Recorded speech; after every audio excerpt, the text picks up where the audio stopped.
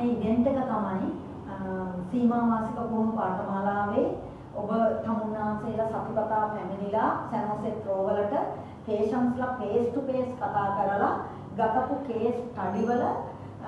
කොහොමද clinical assessment හදන්නේ කියලා කියන එක තමයි මේ සායනික පුහුණු පාඨමාලාව තුලින් අපි අද මේ පැහැදිලි කිරීමට ලක් වුණේ. එතෙන්දී අපි හැමිල්ටන් ඇන්සයිටි රේටින් ස්කේල් එකට අනුව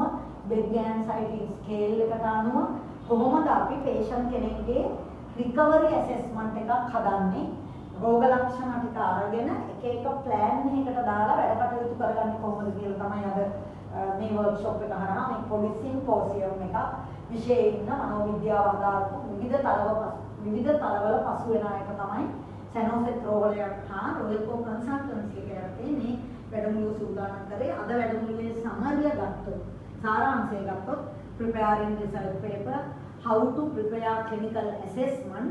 and